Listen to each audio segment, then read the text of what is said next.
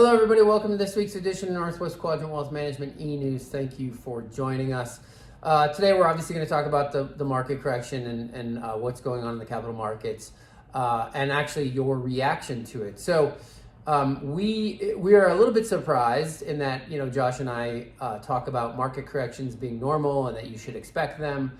But for some reason, when we actually get a correction, a lot of you seem surprised. So we've gotten more emails and phone calls in this correction than we have in any one in recent memory, which is really surprising to us.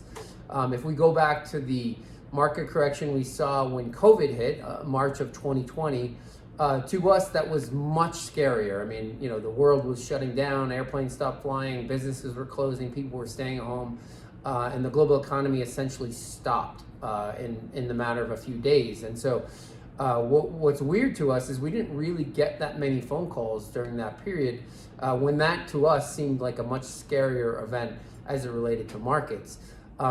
Yet we're getting a lot more phone calls and emails, like I said, and so it's very confusing to us because there's two scenarios, right? The situation in Ukraine gets worked out, and of course the humanitarian side of what's going on in Ukraine is awful and it's hard to watch.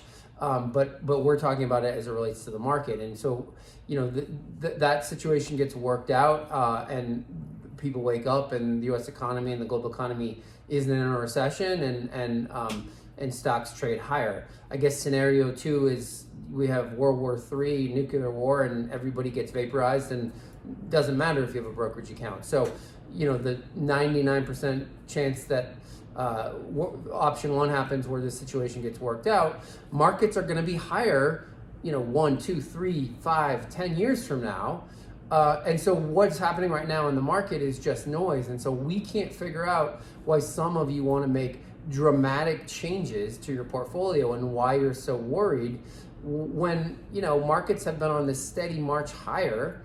And if we look at where the market is today, it's where it was last July. And none of you wanted to go to cash last July, so why do you want to go to cash now?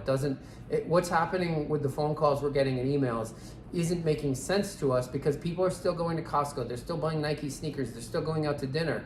Demand side of the equation is still there. The situation in Ukraine hasn't changed that. And so the situation is going to get resolved. I mean, all you need to do is look at a chart going back to World War II of the stock market and look at all the events, global events that have happened since World War II, and realize that stocks, in spite of those events, will continue to march higher. Every single year since I was born or since the beginning of this country's history, there's been a reason not to invest in stocks. But if you did, you obviously did phenomenally well. And that's going to be true in the future. So stop thinking about the market and think about the companies that make up the market. Those companies will earn more money in the future and their stock prices will trade higher. What's happening right now isn't fun to watch.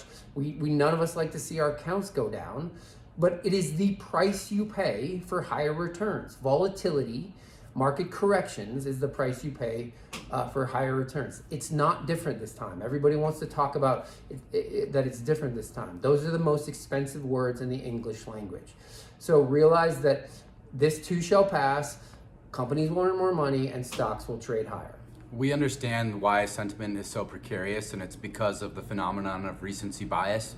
And because investors, our clients included, have become acclimated to this idea that stocks grind relentlessly higher month after month after month. And a lot of you, when I speak to you, don't even remember the fourth quarter of 2018 when we actually had a bear market.